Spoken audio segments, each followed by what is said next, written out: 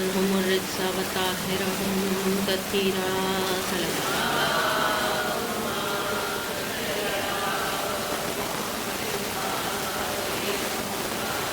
وعلى صاحب دعوة النبوية وصلاة الهادرية والاسمة الفاطمية والحلم الحسنية والشجاعة الحسينية والعبادة السجادية وعلوم الباقرية وآثار الجعفرية ومعاصر الكاظمية والهدج الرضوية والجود التقوية والنقابة النقوية والهيبة العسكرية والغيبة القائم بأمر الله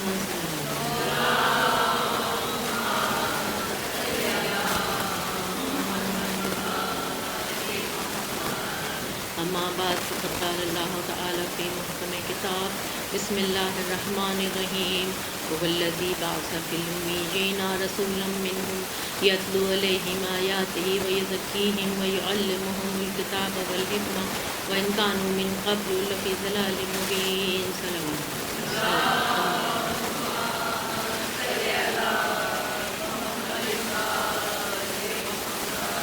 تمام تعریف رب کائنات کے لیے جو اس کائنات کو پیدا کرنے والا اور پالنے والا ہے اور جس کی طرف ہم سب کی بات گشت ہے، اور تمام تر درود و سلام محمد والے محمد کے لیے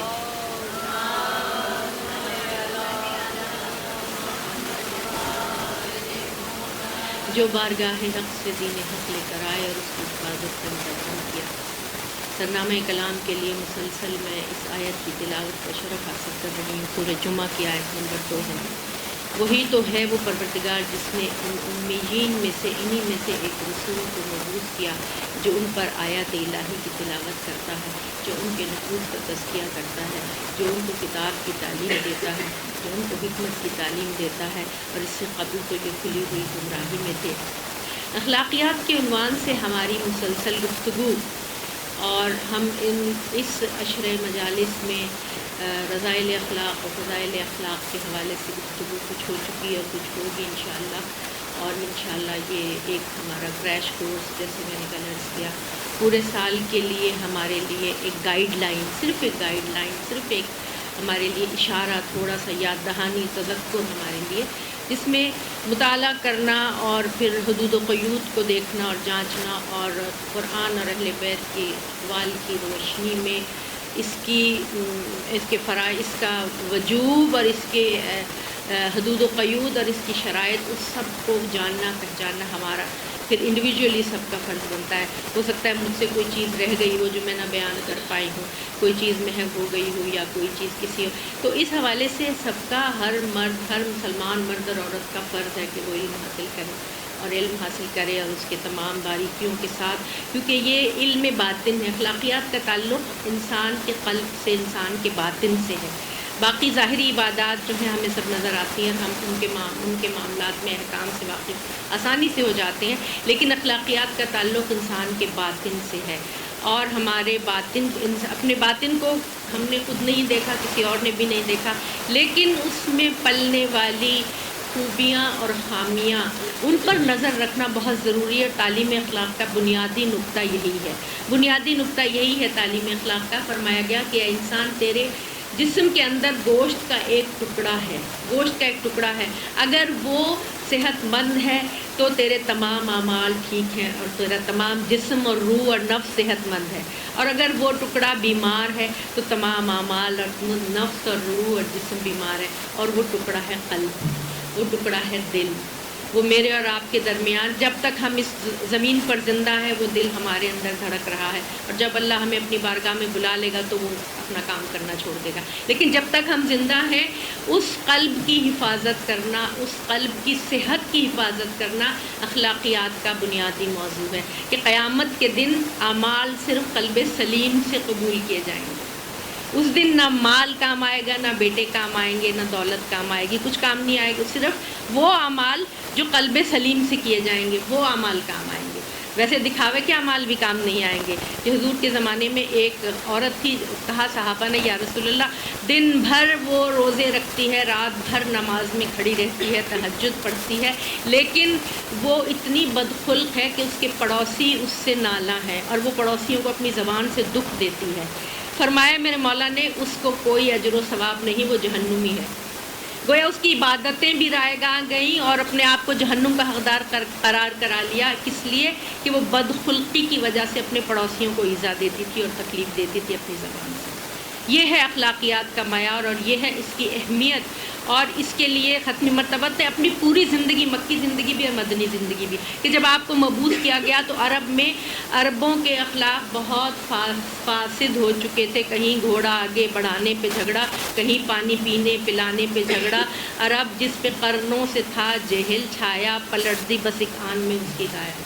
کیا میرے مولا نے وہ لوگ جو بات بات پر جنگ و جدل کا بازار گرم کر لیا کرتے تھے، کس طرح ان کے ساتھ اپنے اخلاق سے، بعثت سے پہلے بھی اور بعثت کے بعد بھی، اپنے اخلاق کی روشنی میں کس طرح عربوں کو تعلیم دی اور تربیت دی، اور قولوا لا الہ الا اللہ کا پیغام جب پہنچایا، اور اس کے بعد تو اور زیادہ، کہ مکے میں ایک آدمی کہتا ہے کہ میں نے ایک مرتبہ میں حضور کے ساتھ کہیں جا رہا تھا تو راستے میں مجھے کام یاد آیا اور میں نے کہا کہ یا رسول اللہ آپ ذرا یہاں ٹھہریے، میں ابھی آتا ہوں۔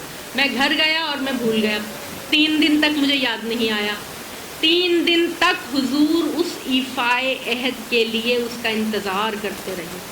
یہ میرے اور آپ کے مولا شہنشاہ کونین، شہنشاہ کائنات رحمت للعالمین کے اخلاق، یہ درس تھا انسانوں کے لیے، یہ سبق تھا ان لوگوں کے لیے کہ جو ہم تک پہنچنے والا، یہ سبق تھا جو تاریخ میں اور سنت میں ہم تک پہنچنے والا، سیرت کی کتابوں میں یہ درس تھا۔ ایفائے عہد کی اہمیت کتنی تھی، اور جب وہ 3 دن کے بعد آیا اس نے بہت معذرت کی تو آپ نے اتنا کہا کہ میں ایفائے عہد کی خاطر یہاں 3 دن تک کھڑا رہا، تم نے مجھے تکلیف دی، اتنا کہا کہ آپ نے انتظار کیا۔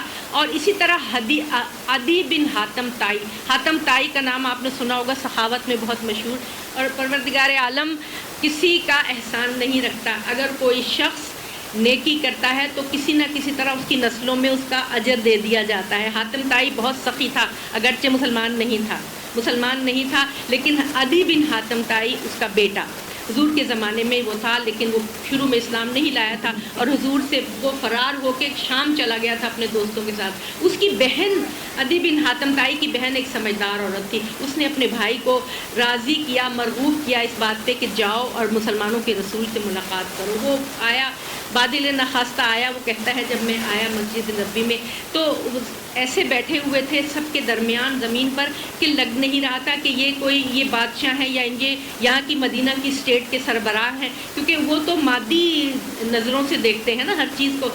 وہ بھی بیٹھ گیا اور حضور نے اس کو پہچان لیا، اور اس کے بعد جب گھر جانے لگے تو حضور نے اس کو اپنے ساتھ لیا۔ عدی بن حاتم طائی کہتا ہے کہ میں حضور کے ساتھ ساتھ جا رہا تھا کہ راستے میں ایک کمزور اور غریب بڑھیا ملی، اور اس نے حضور سے اپنے کچھ دکھ درد بیان کرنے شروع کیے۔ میرے مولا رک گئے اور انتہائی شفقت اور محبت سے اس بڑھیا کی باتیں سننے لگے اور اس کو جواب دینے لگے۔ اب عدی بن حاتم طائی یہ سب غور سے دیکھ رہا ہے کہ یہ سربراہ ہیں، یہ حکمران ہیں، یہ شہنشاہ ہیں، یہ بادشاہ ہیں، اور ان کا یہ اخلاق ہے کہ ایک معمولی کمزور بڑھیا غریب عورت کی بات اتنی محبت سے اور اتنی شفقت سے سن رہے ہیں۔ عدی بن حاتم طائی کہتا ہے کہ ہم لوگ کھڑے رہے، سنتے رہے، اور اس کے بعد جب حضور نے اس کی بات سنی اور اس کو تسلی دلاسا دی، اس کے بعد آپ گھر تشریف لے گئے، اور ایک خرمے کے پتوں کی توشک زمین پر بچھائی مہمان نوازی کے لیے، اور عدی بن حاتم طائی مسلمان نہیں ہے ابھی، اس کو کہا کہ تم اس پر بیٹھو، اور خود زمین پر تشریف ہوا۔ تو عدی بن حاتم طائی کہتا ہے میں بہت شرمندہ ہوا، اور میں نے کہا آپ بیٹھیے، کہا نہیں تم بیٹھو۔ اس کے بعد حضور نے اس کے بارے میں وہ باتیں بتانی شروع کی کہ جو سوائے اس کے کسی کو پتہ نہیں، علم غیب اور علم لدنی، اور حضور نے اس کو اپنے اخلاق سے اتنا متاثر کیا اور وہ تمام باتیں بتانی شروع کی کہ آخر میں عدی بن حاتم طائی حضور کے ہاتھ پر ایمان لے آئے اور آپ کا حامی و ناصر و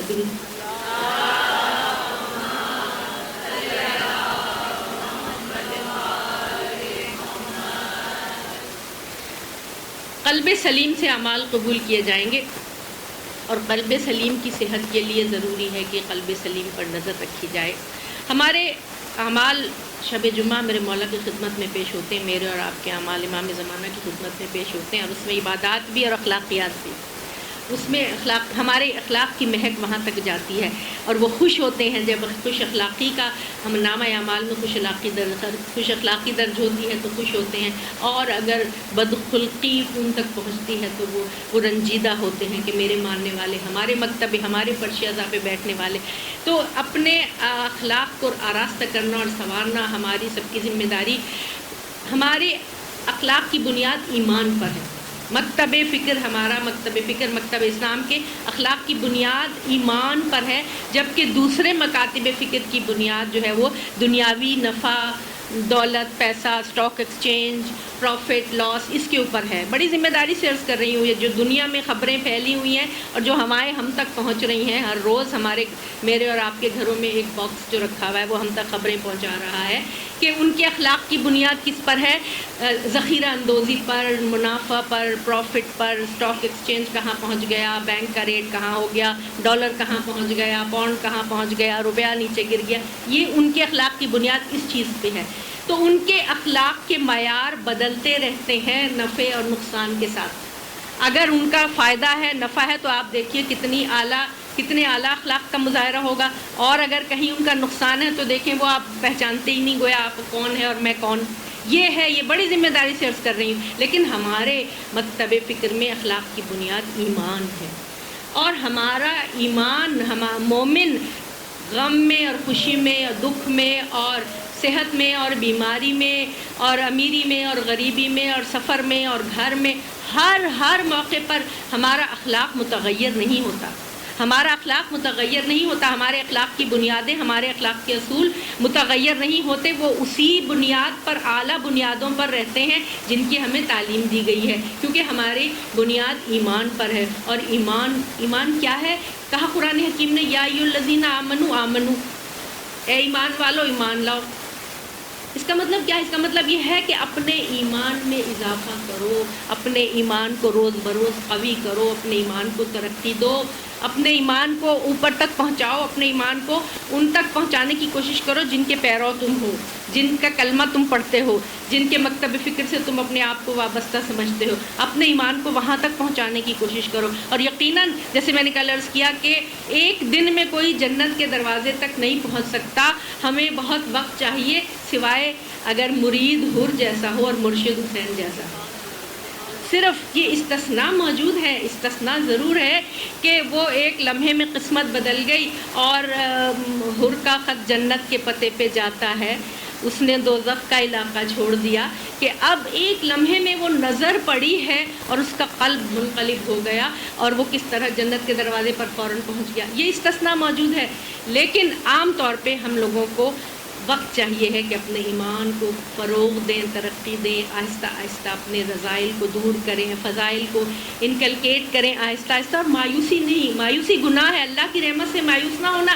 قرآن حکیم نے کہا کہ اے ایمان والو، تم میں سے جنہوں نے اپنی جانوں پر ظلم کیا ہے۔ ہم سب گناہ جب کرتے ہیں نا، اپنی جان پہ سب سے زیادہ ظلم کرتے ہیں، اور گناہ انسان کو چھلنی کر دیتا ہے، کمزور کر دیتا ہے۔ اپنے کسی دوسرے کا تو نقصان بعد میں ہوتا ہے، اپنا نقصان سب سے پہلے ہوتا ہے۔ اپنا نقصان بدخلقی سے سب سے پہلے ہوتا ہے، دوسرے کو تو جو اذیت تکلیف ہوگی اس کا تو وہ اتنا وبال انسان لے کے چلتا ہے کہ جب تک وہ معاف نہیں کرے گا اللہ بھی معاف نہیں کرے گا۔ یہ وہ کیفیت ہے۔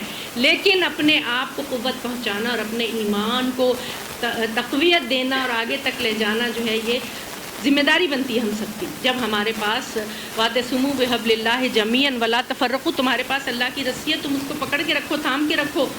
اہل بیت، میں تمہارے درمیان دو گراں قدر چیزیں چھوڑے جا رہا ہوں، اللہ کی کتاب اور میرے اہل بیت، ان سے متمسک رہو گے تو کبھی گمراہ نہیں ہوگے۔ ہمارے سامنے موجود ہیں، ہمارے پاس قرآن بھی ہے، ہمارے پاس سیرت اہل بیت بھی ہے، ہمارے پاس اقوال بھی ہیں، ہمارے پاس دعائیں بھی ہیں، ہمارے پاس زیارتیں بھی ہیں، ہمارے پاس کسی چیز کی کمی نہیں ہے۔ ہم اپنا تھوڑا سا وقت دنیا کی مصروفیات سے نکال کے اگر اس طرف لگائیں تو اللہ کی مدد تو شامل حال رہے گی۔ اللہ نے کہا نا کہ تم جنہوں نے اپنی جانوں پر رحم کیا ہے وہ اللہ کی رحمت سے مایوس نہ ہو۔ ہم ان کے گناہوں کو بھی بخشیں گے اور ان کی مدد بھی کریں گے، ان کو راہ سلوک میں آگے چلنے میں ان کا ہاتھ پکڑ کے ان کو منزل کی طرف بھی لے کے جائیں گے۔ درود بھیجیے۔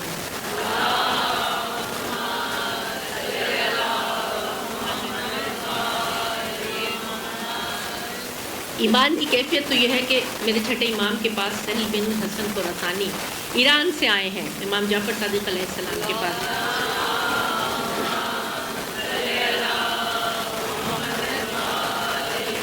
ایران سے آئے ہیں اور محب اہل بیت ہیں، عاشق ہیں۔ آئے اور کہنے لگے کہ یبن رسول اللہ، آپ کا حق ہے، آپ کا مرتبہ اتنا بلند ہے، تو آپ قیام کیوں نہیں کرتے؟ اٹھیے اور ظالم حکومت کے خلاف قیام کیجئے کہ یہ حکومت تو آپ کا حق ہے، یہ بنی امیہ بنی عباس کا حق ہے ہی نہیں، اور یہ مکار ہیں، اور یہ جو ہیں یہ ملوکیت کے علمبردار ہیں۔ تو میرے مولا نے فرمایا بیٹھ جاؤ، خدا تمہارے حق کی حفاظت کرے، بیٹھ جاؤ۔ پھر اس نے کہا، حسن بن سہل خراسانی نے، تو میرے مولا نے کنیز کو بلایا اور کہا کہ ذرا تندور روشن کرو۔ اس نے تندور روشن کیا تو آپ نے فرمایا اے سہل، اس کے اندر کود جاؤ۔ اب سہل کی حالت خراب، کہنے لگے کہ یبن رسول اللہ، میرے سے کون سا ایسا گناہ ہو گیا ہے، مجھے معاف کر دیجئے، پروردگار عالم آپ کو خدا کا واسطہ مجھے معاف کر دیجئے، میں نے کوئی ایسا گناہ نہیں کیا جو آپ مجھے آگ کا عذاب دینا چاہتے ہیں۔ آپ مسکرائے۔ تھوڑی دیر میں ہارون مکی اپنے نالین اپنی دونوں انگلیوں میں لیے آ رہے ہیں۔ فرمایا میرے مولا نے، ہارون اس تندور میں کود جاؤ۔ ہارون نے دوسرا سوال نہیں کیا، جوتی پھینکی اور تندور میں کود گئے، اس کا ڈھکنا بند کر دیا گیا۔ اب میرے مولا نے سہل بن حسن خراسانی کے ساتھ باتیں شروع کی، کیونکہ وہ خراسان کا تھا۔ میرے مولا نے خراسان کی باتیں شروع کی، تو خراسان کے لوگوں کا کیا حال ہے، کاروبار کیسا ہے، موسم کیسا ہے، سہل کی حالت خراب ہو رہی ہے کہ وہ تو آگ میں جل کے خاک ختم کوئلہ ہو گئے ہوں گے، اور مولا اتنے اطمینان سے باتیں کر رہے ہیں۔ تھوڑی دیر میں میرے مولا نے کہا تندور کا یہ ڈھکنا اٹھاؤ، اور ہارون مکی کو آواز دی، وہ ہنستے کھیلتے باہر نکل آئے، لباس بھی محفوظ، ہارون محفوظ، بالکل کچھ مجھے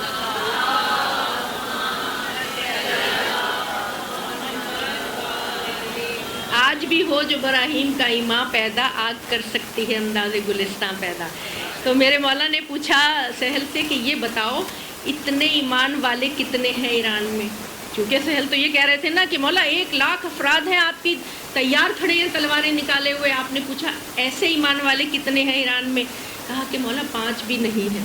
فرمایا ہم جانتے ہیں ہمیں کب قیام کرنا ہے، ہم جانتے ہیں۔ اور میرے مولا جو غیبت میں ہیں، جو ابھی تشریف نہیں لا رہے، ان کو بھی پتہ ہے کہ کتنے ایسے ہیں جو ان کا ساتھ دیں گے۔ جب اتنے تیار ہو جائیں گے، جب انہیں علم ہو جائے گا، جب اذن خداوندی ہوگا، اس وقت وہ تشریف لائیں گے انشاءاللہ۔ درود بھیجیں۔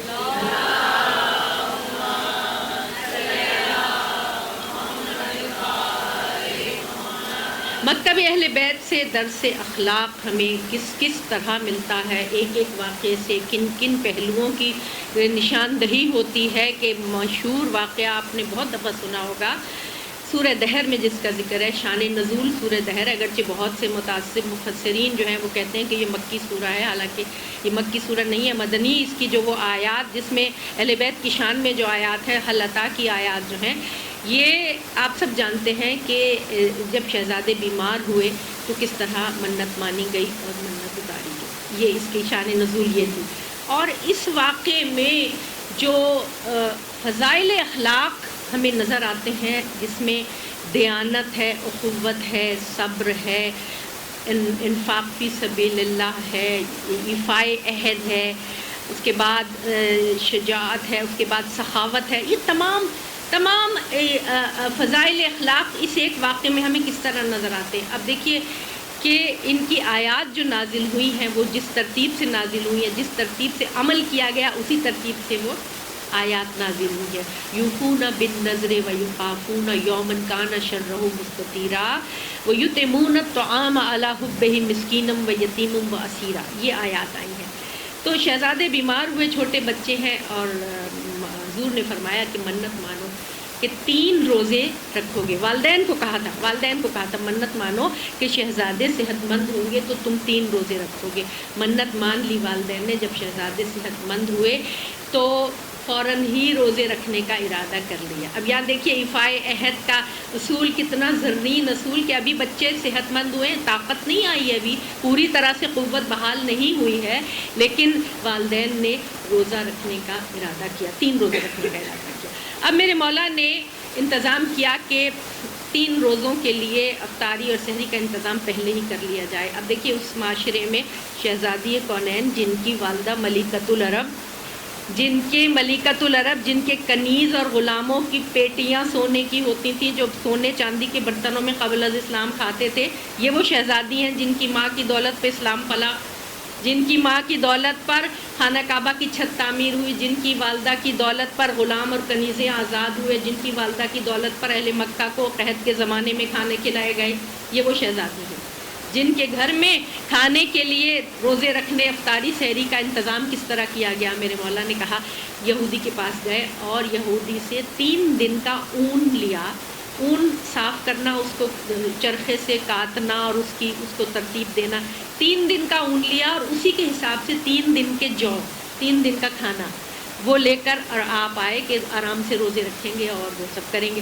اب والدین نے روزے کی منت مانی تھی، لیکن ساتھ میں اس گھر کی شان، اس گھر کی تربیت کیا ہے کہ جو بچے بیمار ہوئے تھے وہ بھی روزہ رکھنے پر تیار، اور جب شہزادے روزہ رکھنے پر تیار تو گھر کی کنیز بھی روزہ رکھنے پر تیار۔ اب 5 لوگ ہیں، 5 لوگوں کے لیے میرے مولا نے جو انتظام کیا تھا، شہزادی نے ایک حصہ، ان کے 3 حصے کیے، اون کے بھی 3 حصے کیے اور اناج کے بھی 3 حصے کیے، اور ایک حصہ آپ نے اس کی چکی پیسی یا روٹیوں کے لیے الگ رکھا، اور ایک حصہ اون کا آپ نے اس کو صاف کیا اور کاٹا۔ گویا دیانت کا سبق ہم سب کو، ان میں سے ہر ایک اگر کوئی دعا کرتا تو شہزادے فوراً صحت یاب ہو جاتے، لیکن مجھے اور آپ کو سکھانے کے لیے، ہمیں دیانت کا سبق دینے کے لیے، ہمیں ایفائے عہد کا سبق دینے کے لیے، ہمیں سخاوت کا سبق دینے کے لیے یہ سب کچھ ہوا، اور قیامت تک قرآن میں محفوظ ہو گیا یہ واقعہ، یہ آیات، ان کی فضیلت، ابرار کی فضیلت، ان کے ایفائے نظر، ان کا عہد، یہ قرآن حکیم میں محفوظ ہو گیا۔ اب میری شہزادی نے اون کو صاف کیا، گویا ایک دن کی جو محنت تھی اس کی اجرت کے طور پر ایک حصہ اناج کا روٹیاں بنائیں۔ اب یہاں ایک یہ نکتہ یہ بھی ہے کہ معاشرے کا وہ حصہ جو کہ لوگ کہتے ہیں کہ جی اسلام نے پردے میں ڈال کے عورتوں کو معطل کر دیا، بیکار کر دیا، عورتیں کسی کام کی نہیں رہیں، کیوں نہیں رہیں؟ عورتیں اپنے مقام پر عورت رہتے ہوئے اپنی شرعی ذمہ داریوں کے ساتھ اپنا سب کچھ کر سکتی ہے، تعلیم بھی حاصل کر سکتی ہے، اور گھر کے معاشی انتظامات میں بھی حصہ لے سکتی ہے، اور حدود و قیود میں رہ کے، شرع کی حدود میں رہ کے، اپنی جو ذمہ داریاں ہیں اس میں رہتے ہوئے۔ تو بی بی نے وہ انتظام کیا، ایک حصہ اون کا صاف کیا اور ایک حصہ اناج کا کر کے اور روٹیاں پکائیں۔ پہلا روزہ ہوا، افطاری کے وقت سب بیٹھے ہیں، روزہ کھولنے کے لیے روٹیاں سامنے رکھی ہیں کہ آواز آئی کہ میں مدینے کے مسکینوں میں سے ایک مسکین ہوں اور میں بھوکا ہوں، مجھے کھانا کھلاؤ۔ اب ایک مسکین ہے، ایک آدمی کی غذا اس کے لیے کافی ہوتی، لیکن ہر ایک نے اپنے آگے کی روٹیاں اٹھا کر اس کو دے دی، سب نے اپنے آگے کی روٹیاں اٹھا کر اس کو دے دی۔ یہ ہے سخاوت، یہ اس گھرانے کی سخاوت، اس گھرانے کی تربیت ہے، روٹیاں اٹھا کر دے دی اور پانی پی کر روزہ رکھ لیا۔ اب دیکھیے بی بی کے پاس اناج بھی موجود ہے، سب کچھ موجود ہے، لیکن جب تک اس اگلے دن کی بی بی اجرت طلب نہیں، اس لیے نہیں کرتی کہ اگلے دن کا کام ابھی نہیں ہوا ہے۔ یہ ہے دیانت کا سبق، یہ ہے دیانت کا سبق، ورنہ اناج موجود تھا، چکی موجود تھی، بعد میں رات بہت لمبی ہوتی ہے، چکی پیستی، روٹی پکاتی، بچوں کو کھلا دیتی۔ بچوں کو بھی یہ پروردہ خانوادہ رسالت، وہ بچے ہیں، ان کو بھی دیانت کا یہ سبق کہ جب تک اجرت کے آپ حقدار نہیں ہو سکتے جب تک آپ کام نہ کریں، یہ سبق ہے ہمارے لیے اس میں۔ اگلے دن اسی طرح روزہ رکھ لیا، اور اگلے دن جب روزہ کھولنے بیٹھے، 5 روٹیاں پکائی گئی، سامنے رکھی گئی، تو آواز آئی کہ میں مدینے کے یتیموں میں سے ایک یتیم ہوں اور میں بھوکا ہوں، مجھے کھانا کھلا۔ سب نے اپنے آگے کی روٹیاں اٹھا کے اس کو دے دی اور پانی پی کر روزہ رکھ لیا۔ اب دیکھیے دن گزرتے جا رہے ہیں اور بھوک میں اور نقاہت میں اور کمزوری میں اضافہ ہوتا چلا جا رہا ہے۔ تیسرے دن بھی اسی طرح ہوا، بی بی نے اون صاف کیا اور اس کی اجرت کے طور پر روٹیاں پکائیں، سب کے سامنے رکھی، اور جب روزہ کھولنے بیٹھے تو کہا کہ میں مدینے کے اسیروں میں سے ایک اسیر ہوں اور میں بھوکا ہوں۔ اب یہاں دیکھیے کہ 3 دن ہو گئے ہیں اور کمزوری اور نقاہت ظاہر ہے سب کے اوپر غالب آ گئی ہے، لیکن یہ اخلاق اہل بیت ہے، یہ درس ہے ان لوگوں کا کہ جو ہمارے لیے نمونہ عمل ہے۔ سب نے اٹھا کے اپنی روٹیاں بھی ان کو دی۔ 3 دن بھوک اور پیاس میں گزر گئے، اور یہ 3 دن معلوم نہیں کہ کربلا کی 3 دن کی بھوک اور پیاس کی طرف اشارہ ہو۔ اگلے دن جب اور ان 3 دنوں میں ختمی مرتبہ بی بی کے گھر تشریف نہیں لائے، اللہ کی مصلحت ہے، یہ پورا ایک نظام مرتب کرنا تھا۔ اگلے دن جب تشریف لائے ہیں تو دیکھا کہ شہزادے ایسے لڑکھڑا رہے ہیں گویا انڈے میں سے نکلا ہوا چوزا کہ جو کھڑا بھی نہیں ہو سکتا، اتنے کمزور ہیں بچے۔ تو کہا یا علی یہ کیا؟ جب دیکھا تو مولا علی نے کچھ نہیں کہا، تفصیل بیان نہیں کی، اپنے منہ سے کوئی اپنی سخاوت بیان نہیں کی، فرمایا اللہ اور اللہ کا رسول بہتر جانتا ہے، اللہ اور اللہ کا رسول بہتر جانتا ہے کہ جبریل 31 آیات سورہ دہر کی لے کر آئے، اور سورہ دہر کی آیات جب بھی تو سامنے پڑھی اور بتایا کہ یہ وہ لوگ ہیں کہ جو اپنی نظر کو پورا کرتے ہیں، یہ وہ لوگ ہیں کہ جو اس دن کے خوف سے ڈرتے ہیں جس دن چہرے بگڑ جائیں گے، قیامت کے دن کے خوف سے۔ یہ یتمون الطعام علی حبہ مسکینا و یتیما و اسیرا، یہ مسکین، یتیم اور اسیر کو کھانا کھلاتے ہیں۔ اب یہاں مفسرین نے تھوڑا سا اس میں اختلاف کیا ہے کہ علی حبہ کی ضمیر جو ہے وہ کھانے کی طرف جاتی ہے یا اللہ کی طرف جاتی ہے۔ بہرحال اس میں میں تو مفسر نہیں ہوں جو میں تفصیل بیان کروں، لیکن یہ ہے کہ یہ آیات جب نازل ہوئی اور اس کے بعد جو جزاؤں کا سلسلہ شروع ہوا ہے، کانا جزاؤں مشکور، کہ ان کی کیا جزا ہے کہ ان کے لیے جنت میں محل ہے اور ان کے لیے جنت میں باغ ہیں اور ان کے حریر کے لباس ہیں اور سونے کے کنگن ہیں، اور ان کی کیا جنت کی تمام نعمتوں کا ذکر قرآن حکیم میں بکھرا ہوا ہے۔ لیکن یہاں جنت کی تمام نعمتوں کا ذکر ایک جگہ آ گیا سوائے حور کے۔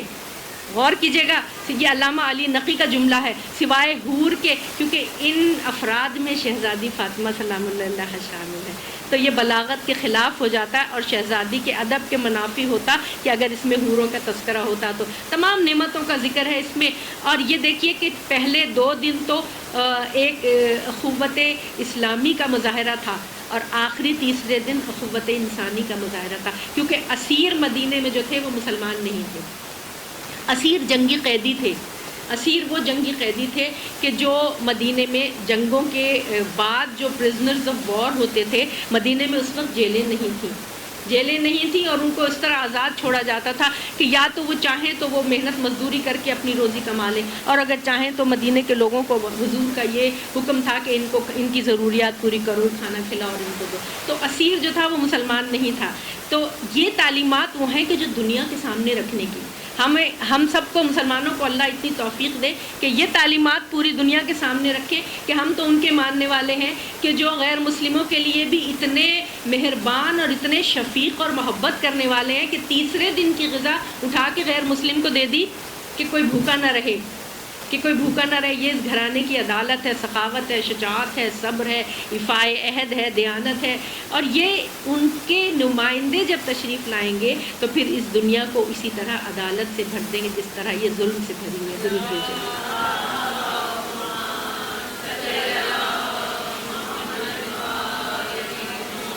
فضائل اخلاق کے حوالے سے ضروری ہے کہ بچپن ہی سے اپنے بچوں پر والدین کی گہری نظر ہو۔ نوجوان لڑکیاں بیٹھی ہیں جن کے بچے چھوٹے ہیں، بچپن ہی سے بچوں کے اوپر گہری نظر ہو۔ والدین کو چاہیے کہ اپنے بچوں سے اپنا رابطہ کمیونیکیشن کھول کے رکھیں، اپنا رابطہ قوی رکھیں، کیونکہ آج کل جو دنیا چاروں طرف پھیلی ہوئی، آپ سب واقف ہیں کہ والدین تربیت نہیں کر رہے، ٹی وی تربیت کر رہا ہے، کارٹون تربیت کر رہے ہیں بچوں کی۔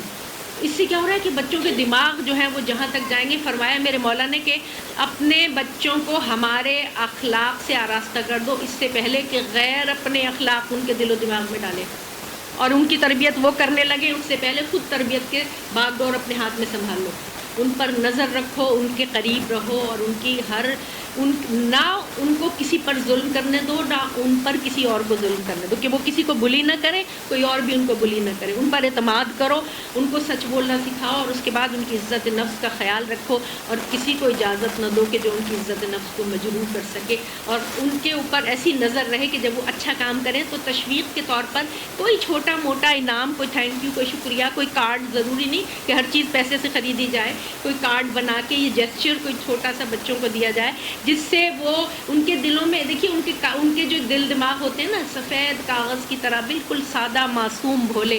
ماں باپ جو تحریر اس پہ لکھ دیتے ہیں، معاشرہ جو تحریر اس پہ لکھ دیتا ہے وہ اس پہ ثبت ہو جاتا ہے۔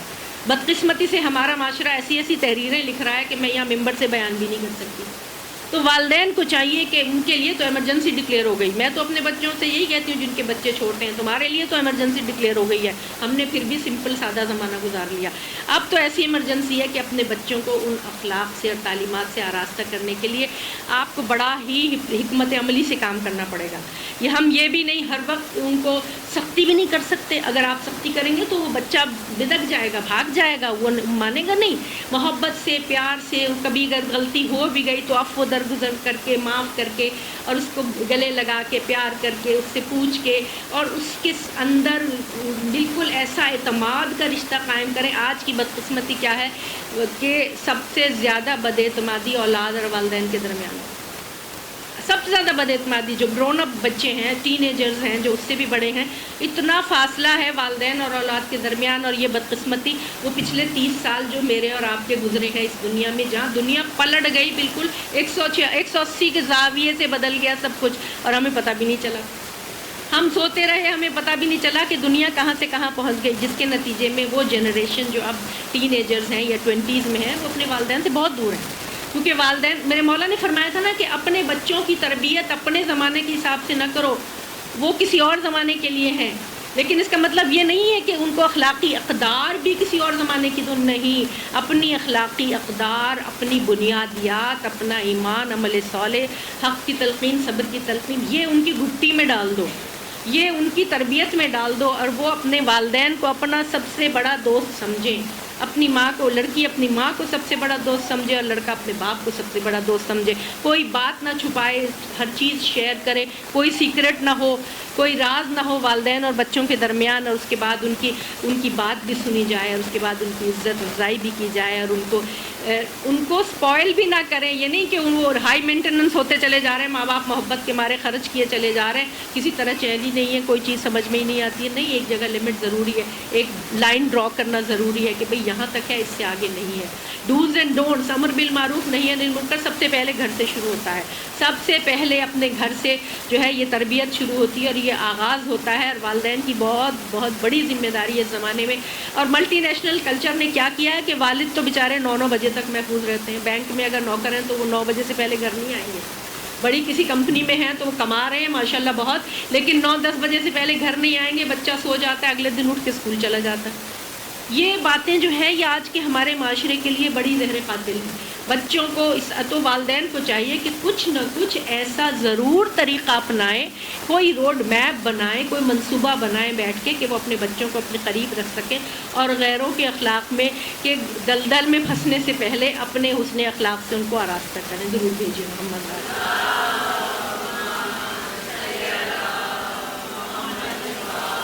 ایک مرتبہ پھر درود ہو.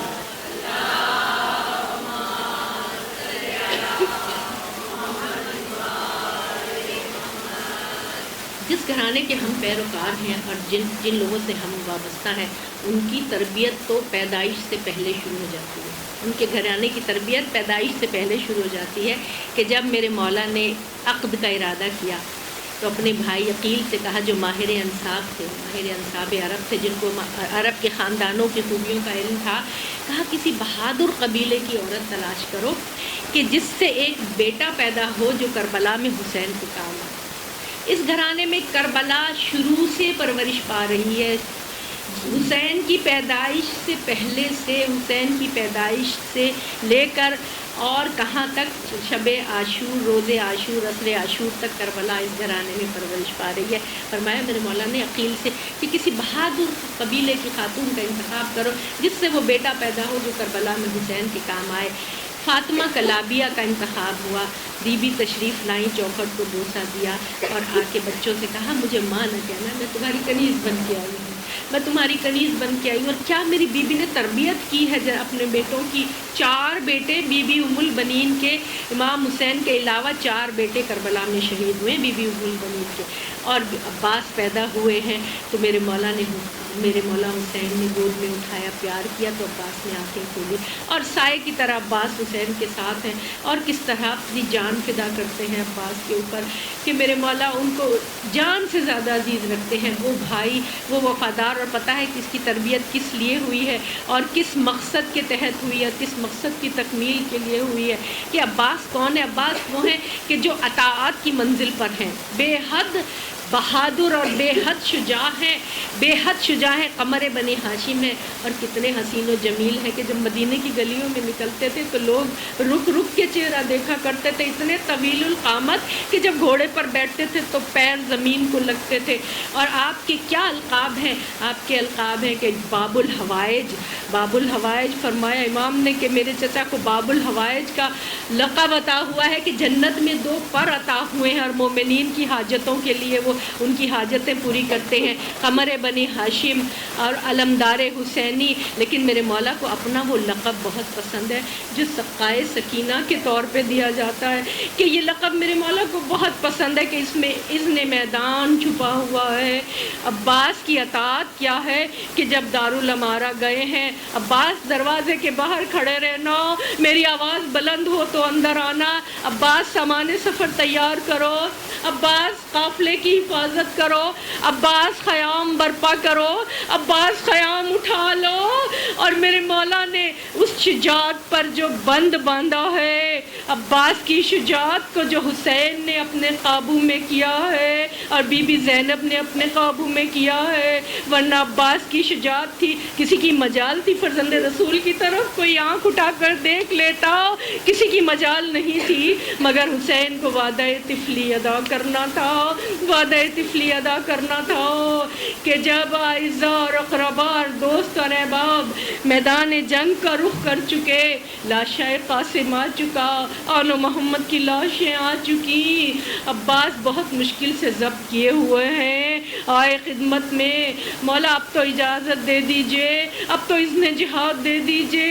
فرمایا عباس تم میرے لشکر کے علمدار ہو۔ کہا مولا اب وہ لشکر کہاں جس کا میں علمدار تھا؟ پوچھا اب وہ لشکر کہاں جس کا میں علمدار تھا؟ میرے مولا نے اذن جہاد نہیں دیا۔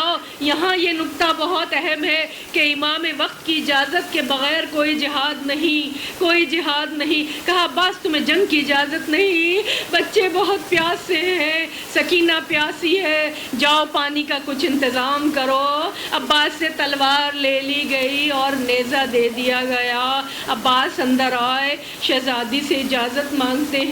شہزادی نے کبھی عباس کو دیکھا، کبھی اپنے بازوؤں کو دیکھا، فرماتی ہیں شہزادی عباس میرے صادق القول بابا کہا کرتے تھے زینب تیرے بازو میں رسن بندھے گی۔ میں کہتی تھی جس کا عباس جیسا بھائی ہوگا کس کی مجال کہ میرے بازو میں رسن باندھ سکے۔ عباس آج مجھے یقین ہو گیا کہ وہ وقت قریب آ گیا۔ بیبیوں کو بلایا، کہا کہ اے بیبیوں میں نے تمہارے پردے کی جو ضمانت لی تھی، جو وعدہ کیا تھا، وہ وعدہ میں واپس لیتی ہوں میں وعدہ واپس لیتی ہوں، مجھے معاف رکھنا، میں تمہارے پردوں کی ضمانت نہیں دیتی۔ عباس نے سکینہ کو گودی میں اٹھایا، پیار کیا، بی بی اپنی مشق لے آؤ، ہم کچھ پانی کا انتظام کریں۔ شہزادی اپنی مشق لے آئی، سوکھی ہوئی مشق سکینہ عباس نے کندھے پر ڈالی، میدان کا رخ کیا، رجز پڑھا، پہلے انہیں دعوت ایمان دی، پہلے انہیں بتایا کہ میں اس شاہ کی بیٹی کا سقا ہوں جس کی والدہ کے حق میں تمام دنیا کا پانی اور نمک ہے، جس کی ماں کے حق مہر میں تمام دنیا کا پانی ہے، میں اس کی بیٹی کا سقا ہوں۔ دعوت ایمان دی، لیکن وہاں سے کوئی دعوت ایمان کا جواب مثبت نہیں آیا، بلکہ فوج یزید نے نہر کے پہرے کو اس طرح کر لیا، ایسے قریب کھڑے ہو گئے کوئی چڑیا بھی پر نہیں مار سکتی تھی، کوئی چڑیا بھی ان کے درمیان سے نہیں گزر سکتی تھی، اتنا سخت پہرا تھا نہر کا۔ عباس گھوڑے کو دوڑاتے ہوئے پہرے کو توڑا، نہر میں گھوڑے کو داخل کیا، مشق سکینہ کو پانی پر رکھا، سوکھی ہوئی مشق تھی، اس کے بھرنے میں بھی وقت لگا۔ عباس نے چلو میں پانی لیا اور پانی لے کر پھینک دیا. ہائے حسین پیاسے ہیں. دریا کی ٹھنڈی ہوا لگی, حسین کی پیاس یاد آئی, سکینہ کی پیاس یاد آئی, زینب کی پیاس یاد آئی, علی اصغر کی پیاس یاد آئی. پانی کو پھینک دیا, نہر سے مشک کو بھرا, واپس لا رہے ہیں, دعائیں کر رہے ہیں پروردگار یہ پانی خیام حسینی میں پہنچ جائے. آگے بڑھتے جا رہے ہیں. فوج یزید میں ہلچل مچ گئی. اگر یہ پانی خیام میں پہنچ گیا تو ہم کبھی یہ جنگ نہیں جیت سکیں گے. اس پانی کو نہ جانے دینا. جیسے ہی آگے بڑھے ہیں, ایک ملعون نے دائیں ہاتھ پر تلوار ماری, دایاں ہاتھ کٹ کر گر گیا. مولا نے بائیں ہاتھ میں علم لے لیا, مشق کو اپنے سینے سے لگا کر سنبھالا, آگے بڑھے. بایاں ہاتھ بھی قلم ہوا. آپ نے کربلا کی زیارت کی ہوگی, وہاں یہ مقام بنے ہوئے ہیں کہ کہاں کہاں ہاتھ قلم ہوئے تھے. مولا نے اپنے دانتوں سے مشق کا تسمہ اپنے دانتوں میں لیا, اپنے آپ کو مشق کے اوپر گرا دیا, علم ٹھنڈا ہو گیا. کہ دعا کرتے جا رہے ہیں, اے حسب وفادار تیزی سے لے چل کہ یہ پانی سکینہ تک پہنچ جائے. فوج یزید نے ہرملا کو حکم دیا. عمر سعد نے ہرملا نے وہ تیر مارا ہے جو مشق سکینہ میں لگا. مشق سکینہ چھت گئی, پانی بہنے لگا, عباس کی آس ٹوٹ گئی, اسب کا رخ جو ہے وہ واپس پھیر لیا. اب خیمے میں جانے کی کوئی ہمت نہیں. السلام علیکہ یا ابا عبداللہ. مدد کے لیے نہیں پکارا, سلام کیا. پتہ ہے کہ آقا صبح سے لاشیں اٹھاتے اٹھاتے تھک گئے ہیں, مدد کے لیے نہیں پکارا. ادھر سکینہ خیمے کے دروازے پر بچوں کے ساتھ کھڑی, خالی کوزے لیے ہوئے. چچا ابھی آتے ہوں گے, میں خود پہلے پانی نہیں پیوں گی, تمہیں پہلے پلاؤں گی. یہ خانوادہ رسالت کی بچی, تمہیں پہلے پانی پلاؤں گی, چچا آتے ہوں گے. کہ جب دیکھا کہ علم علی اکبر لیے چلے آ رہے ہیں, حسین کمر ٹوٹ گئی, حسین کمر خمیدہ ہو گئی.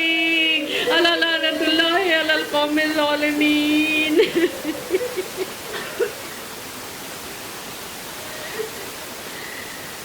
پروردگار ہماری اس قلیل سے لیکن عظیم عبادت کو اپنی بارگاہ میں قبول کرنا. پروردگار ہمارے سب کے حوائج شرعیہ کو کرنا. پروردگار فضائل اخلاق سے آراستہ کرنا. اپنی آخری حجت کے ظہور میں تعجیل فرما, ہمیں ان کے عوام انصار میں شامل کرنا. خاتم حسین.